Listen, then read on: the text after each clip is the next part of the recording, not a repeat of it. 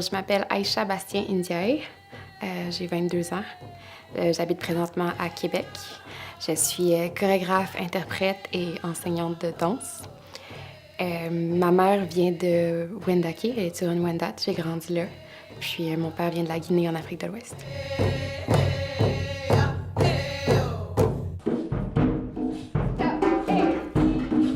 Mon père est danseur et percussionniste, entre autres dans la vie.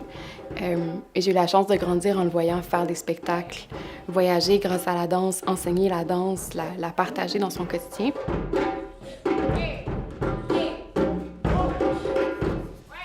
Fait que dans la vie, au quotidien, je m'entraîne beaucoup.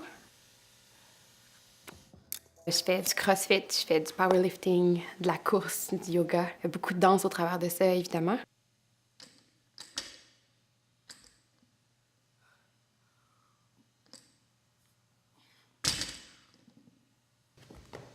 Je passe aussi beaucoup de temps en nature, près d'un lac, dans la forêt. C'est quelque chose qui est important pour moi.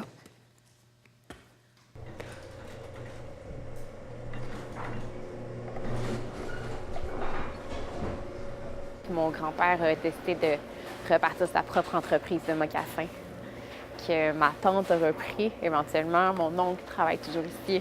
Puis, quand j'étais petite, je venais tous les mardis après l'école ici. Je faisais un peu semblant de travailler. Je travaillais pas pour vrai.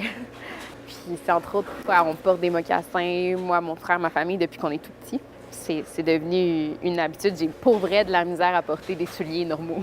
C'est tellement mieux avec une semelle justement qui est très mince, qui est près du sol, dans du cuir. Hey! Jean! Allô? Super comme entrée, wow! Ça va? Oui! Hey, Jean, C'est regarde quoi le cuir? Le cuir, il appelle ça Baby Zebra Black and White with Gold.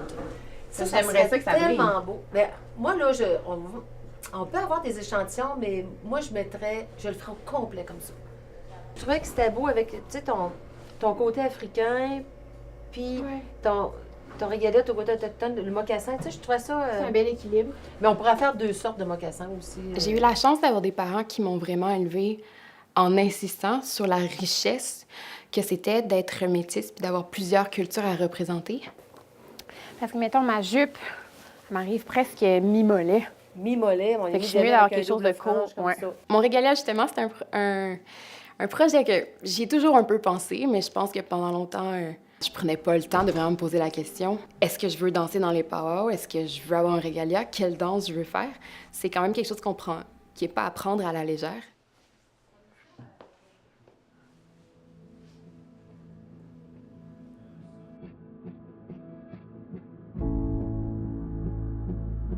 Quand j'étais plus jeune, puis que j'avais des commentaires souvent comme on était avec ma mère, puis qu'on me dit « Ah, c'est-tu vraiment ta mère? » Parce qu'on n'a pas la même couleur de peau. Ou de me faire dire « Ah, mais toi, t'es pas vraiment autochtone. » Je pense vraiment que c'est un trait de caractère que j'ai, que naïvement, je me disais « Ah, c'est juste la maladresse, rien d'autre. » Puis je pense que c'est à force que ces commentaires-là s'accumulent que j'ai réalisé que c'était plus lourd que ça. Puis que ça partait de plus loin, puis que ça avait un impact aussi. En grandissant, c'est quelque chose que j'ai fait beaucoup.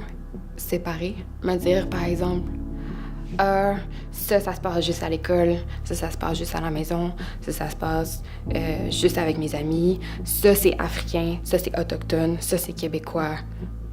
Puis d'avoir comme plein de cases pour tout ce qui se passe. Alors que tout ça est tellement relié. Je pense aussi que c'est là que j'ai réalisé à quel point il fallait que moi, je trouve mon identité et que je sois capable de l'affirmer. C'est comme les mocassins avec lesquels j'ai le plus dansé. C'est ma tante qui me les a offerts il y a quelques années. Puis on dirait que des fois, quand je manque d'inspiration ou des journées où il fait gris, il fait noir, il fait froid, ben je mets ces mocassins-là, puis on dirait que le rouge, puis la texture me remet dedans, puis me donne un peu d'énergie.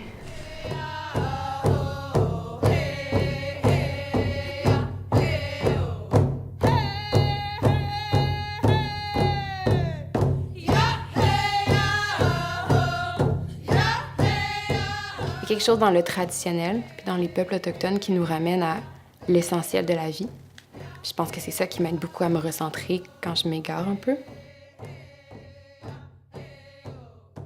Je Pendant quelques années, je me suis concentrée beaucoup sur la danse contemporaine. Puis même si j'allais dans les powwows, puis des fois dans des cérémonies, puis que j'étais en contact avec la danse autochtone, j'en faisais plus. Je pense qu'il y a eu un moment où je ne savais plus qu'est-ce qui m'appartenait, qu'est-ce que je pouvais toucher, qu'est-ce que je pouvais partager. Puis là, quand j'étais au powwow de Wemontashi, il y a 2 étés, je l'ai comme senti, c'était comme un feeling, un appel, je sais pas, j'étais assise dans le gazon, puis j'étais « Oh mon Dieu, faut que je sois là, faut que je danse », j'avais un feeling. Puis tous les danseurs étaient juste tellement investis dans leur corps, dans leur art, dans leur culture. Puis je me disais, c'est pas possible que je m'investisse autant dans mon art, puis si peu dans ma culture. Puis je me disais, OK, j'ai commencé à reconnecter, mais faut pousser plus. Puis ça commence par faire un appliqué à la fois, coudre une perle à la fois pour avoir un régalia, puis aller danser. C'est bien de danser en studio, c'est bien de danser sur scène. Mais ce sera jamais comme danser au son des tambours avec d'autres mondes sur le sol. Je pense que la culture autochtone, pour moi et pour beaucoup, c'est avant tout la force d'être ensemble. C'est le fait qu'une nation unie est tellement plus forte que tout le reste.